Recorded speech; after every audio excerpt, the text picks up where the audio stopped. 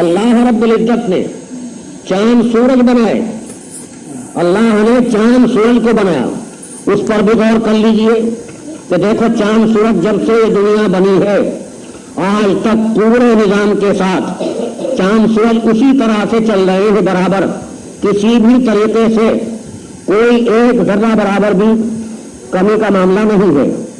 تو اللہ تعالیٰ نے یہ سورج کو اور چاند کو یہ حساب سے چالو کیا، اس سے حساب بھی لگاتے ہیں اور یہ بھی اپنے حساب سے ہے۔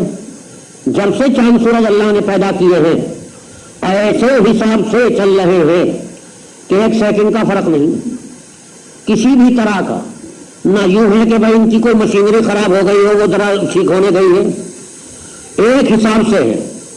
جس وقت پر سورج جس مہینے میں نکلتا ہے غروب ہوتا ہے، جہاں کہیں جو حساب ہے اسی حساب سے ہے، ذرا برابر کوئی فرق نہیں۔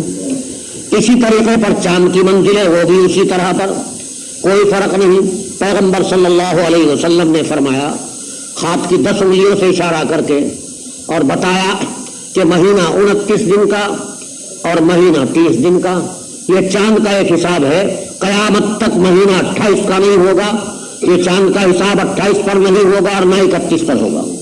یہ حضور صلی اللہ علیہ وسلم نے وضاحت فرما دی ہے، اور یہی نظام قیامت تک چلتا رہے گا۔ چاند دوسرا نکلے گا تو اب پتہ چلا کہ بھائی مہینہ شروع ہو گیا، اسی طریقے سے چاند گھٹتا بڑھتا رہتا ہے، اس کا بھی ایک حساب ہے۔ تو اللہ نے سورج اور چاند کو حساب سے چلایا ان کروں کو، اور ان کے ذریعے سے حساب بھی لیا جاتا ہے۔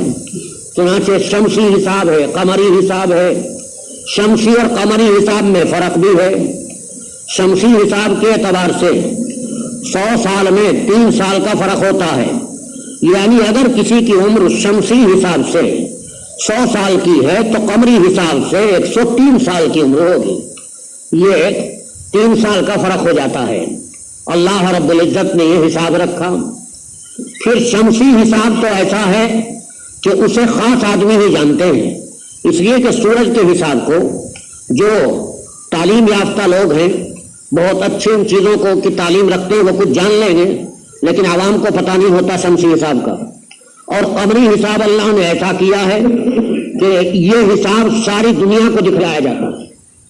چاند نظر آیا، مہینہ شروع ہو گیا، ساری دنیا کو دکھلا دیا کہ اب یہ دوسرا مہینہ شروع ہوا ہے۔ تو یہ قمری حساب ایسا ہے کہ اس میں سب کو پتہ چلتا ہے۔ اب اس میں شریعت کا لحاظ شمسی حساب سے نہیں، قمری حساب سے۔ شریعت کے جتنے معاملات ہیں، یعنی عبادت سے متعلق مہینے یا عبادت سے متعلق تاریخیں ہیں، تو وہ چاند کی تاریخیں ہیں۔ یہی وجہ ہے کہ چاند کے حساب کو یاد رکھنا یہ ضروری چیز ہے۔ سورج کا حساب یاد رہے نہ رہے، مگر چاند کے حساب کو رکھنا ضروری ہے، اس واسطے کہ یہ چاند کا حساب اس سے ہماری شریعت وابستہ ہے۔ شریعت کے احکام اگر نہیں رکھو گے تو کیا پتہ چلے گا کہ حج کن تاریخوں میں ہوتا ہے؟ نہیں رکھیں گے حساب تو کیا پتہ چلے گا کہ رمضان شریف کا مہینہ کب آیا؟ اسی طریقے پر محرم کی 10ویں تاریخ کب ہے؟ یہ سارے معاملات چاند کے حساب سے ہیں، یا شب برات کس تاریخ کی ہے کیا پتہ چلے گا؟ یہی وجہ ہے کہ اگر مسلمان قمری حساب کو بھول جائیں، قمری حساب کو چھوڑ کر شمسی حساب لیتے ہیں، تو یہ سخت گناہ کی بات ہے، سخت گناہ کی بات ہے۔ اگر شمسی حساب لیا ہے اس انداز میں کہ قمری حساب بھی ہمیں معلوم ہے، تو شمسی حساب سے کوئی گناہ نہیں، لیکن شمسی حساب کو اس طرح سے لینا کہ جس سے اپنے قمری حساب کو بھی بھول جائیں، اس کی شریعت اجازت نہیں دیتی۔ پھر شریعت سے کیا وابستگی رہی مسلمان کو جبکہ وہ اپنے حساب کو بھول بیٹھا۔ پیغمبر صلی اللہ علیہ وسلم نے ایک اشارہ دیا، ایک حدیث ہے، اور اس حدیث میں یہ سب چیزیں آ جاتی ہیں۔ پیغمبر علیہ السلام نے غروب شمس کے بعد جو نماز ہے اس کو مغرب فرمایا، اور اس کے بعد جو رات کی نماز ہے اس کو عشاء فرمایا۔ اور پہلے اعرابی لوگ یوں کہتے تھے کہ جو مغرب کی نماز ہے اس کو عشاء کہتے تھے، اور جو عشاء کی نماز ہے ہماری اس کو عتمہ کہتے تھے. پیغمبر علیہ السلام نے بتایا یہ مغرب جس کو عتمہ کہتے ہیں وہ عشاء. اور یوں فرما کر آپ نے فرمایا کہ اعرابیوں کا رکھا ہوا نام تمہارے اپنے ناموں پر غلبہ نہ پائے. یہ فرمایا تمہارے ان ناموں پر اعرابیوں کا رکھا ہوا نام غالب نہ ہو. اور کیا مطلب کہ تم کثرت استعمال، غلبہ تو کثرت استعمال سے ہوتا ہے، کہ تم کثرت استعمال وہی کرو کہ کثرت سے تم کہتے رہو مغرب کو عشاء اور عشاء کو عتمہ، تو پھر یہ رکھا ہوا نام شریعت کا مغلوب ہو جائے گا اور کثرت استعمال سے یہ غالب رہے گا. تو یہی چیز چالو ہو جائے گی. اگر کبھی کبھی کسی بات کو سمجھانے کے لیے عشاء کو عتمہ کہہ دیا تو اور مغرب کو عشاء کہہ دیا کبھی سمجھانے اور بتانے کے واسطے، وہ غلبے کی چیز نہیں. لیکن اگر استعمال ہی یہی کیا تو کثرت استعمال سے وہ غالب ہوگا اور یہ مغلوب ہو جائے گا. آپ نے انکار فرمایا کہ یہ مغلوب نہیں ہونا پائے. اس سے یہ بات معلوم ہوتی ہے کہ ایک تجویز شریعت نے پیش کی، ایک حساب شرعی طور پر سامنے آیا اور ایک حساب دوسروں کا آیا، تو دوسروں کے حساب سے کچھ کام کرنا اس سے انکار تو نہیں ہے.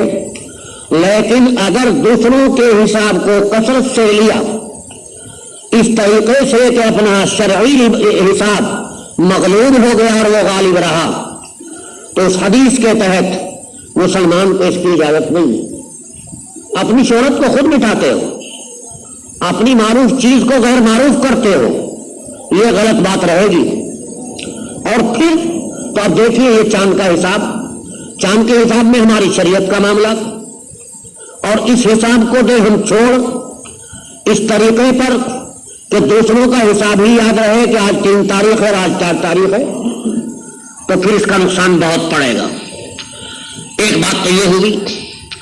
پھر سنوں کا حساب ایک یادگار تو ہے آپ کی اور ایک یادگار ہے اور دوسروں کی، اگرچہ وہ یادگار بھی کسی نبی کی صحیح، لیکن اپنے نبی کی یادگار کو غالب رکھا جائے گا. ایسا نہیں کہ اپنے نبی کی یادگار کو مغلوب کر دیں اور غلبہ دوسرا ہو جائے، یہ نہیں. سن ہجری ہے، یہ پیغمبر صلی اللہ علیہ وسلم کی یادگار ہے. آپ کو ہجرت کیے ہوئے اتنی مدت ہو گئی، اتنے دن ہو گئے، تو پیغمبر علیہ الصلوۃ والسلام کی یادگار، آپ کی ایک تاریخ، اور اسی سے آپ مکے سے جو مدینے تشریف لائے کتنے دن ہو گئے، یہ ہجرت کا معاملہ ہے، یہ پتہ چلے گا. آپ کی وفات کو کتنے دن ہوئے، تو 10 سال کے بعد آپ کی وفات ہو گئی ہجرت کے بعد، تو اس میں 10 سال گھٹائیے تو وفات کا بھی علم ہو گیا. آپ کی پیدائش کے دن کتنے ہوئے تو اس کا بھی حساب. 40 سال پر نبوت ملی، 13 سال مکے میں رہے، 53 سال کی عمر میں ہجرت کا معاملہ فرمایا، تو 53 کا اضافہ کیجئے اس سن پر تو آپ کو معلوم ہو گیا کہ آپ کی پیدائش کا اتنا وقت. اسی طریقے پر نبوت کب ملی ہے، اس کو کتنے دن ہوئے، تو 40 سال پر آپ کو نبوت ملی تو ہجری پر 40 کا اضافہ کیجئے. تو مطلب یہ ہے کہ اس طریقے سے سن نبوت، سن ہجرت، اسی طریقے سے تاریخ پیدائش، تاریخ وفات، یہ ساری چیزیں رہتی ہیں. تو ایک بڑی زبردست پیغمبر علیہ الصلوۃ والسلام کی یادگار ہے، اور اپنے محبوب کی یادگار کو تو رکھتے ہیں، ذہن میں رہتی ہے بات. تو اب سن کو اس طرح استعمال کریں کہ دوسروں کے سن کا غلبہ ہو جائے اور اپنی یادگار بالکل مغلوب ہو جائے، یہ بات تو اچھی نہ ہوئی، یہ تو غلط ہوا. تو مہینے بھی مغلوب کر دیے اور اپنا سن بھی مغلوب کر دیا اور غلبہ دوسروں کا ہو گیا، یہ تو غلط بات ہوئی. پھر یہ ہے کہ پیغمبر صلی اللہ علیہ وسلم نے فرمایا ہے کہ چاند دیکھنے کا اہتمام کیا کرو، تو چاند دیکھنے کا اہتمام کچھ بھی نہیں، کوئی بھی نہیں غور کرتا کہ چاند نظر آیا، نہیں تاریخ کا ہی پتہ نہیں، تو یہ بھی بات گئی. اسی طریقے سے چاند کے ذریعے سے رات کو چاند نکلتا ہے، اس کے ذریعے سے بھی اوقات کا پتہ چلتا ہے. وہ اوقات کا معاملہ بھی گیا.